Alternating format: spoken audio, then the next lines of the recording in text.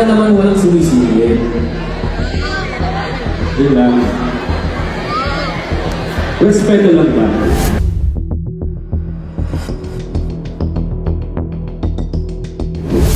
Latest on the top stories, ina ni Francine Diaz nagsalita na at sinabi kung paano sila binastos ng isa sa mga kasama ng Orange and Lemons Band. Trending pa rin na pinag-uusapan ng singitan at pambabastos issue sa pagitan ni na Francine Diaz at bandang Orange and Lemons. Maraming mga tagahanga ni Francine ang nagpahayag ng pagkadismaya sa inasal ng banda sa Dalaga. Ang grupo umano ang siyang bumastos kay Francine at hindi ang kabaliktaran na sinabi ng bokalista ng grupo. Sa kabilang banda, marami din ang nagpahayag ng pagkadismaya sa kampo ni Francine.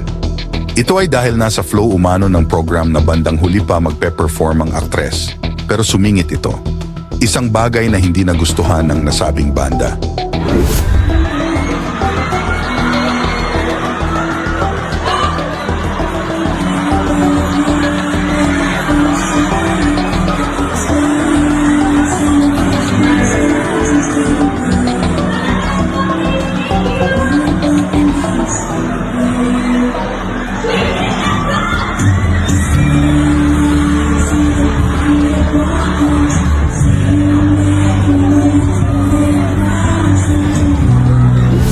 Matapos makatanggap ng pambabatiko si Francine, nagsalita na rin ang ina nito na si Mrs. Murdick Diaz at ipinaliwanag ang buong pangyayari sa venue. Ayon kay Mrs. Diaz, sila umano ang nabastos sa pangyayari. Ang lumalabas, hindi sang-ayon si Murdick na mag-perform ang kanyang anak ng 2 a.m. Ayon mismo kay Murdick, hindi pwede basta na lang ako manahimik. At sa mga walang alam sa mga nangyayari, kung wala kayo magandang masasabi, wag na rin po kayo makigulo.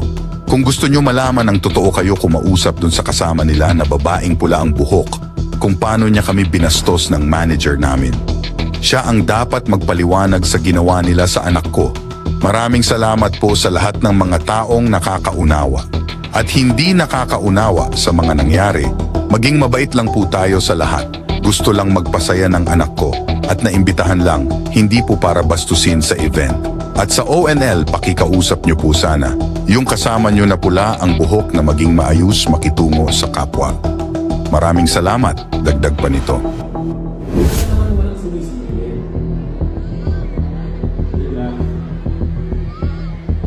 Respeto lang ba?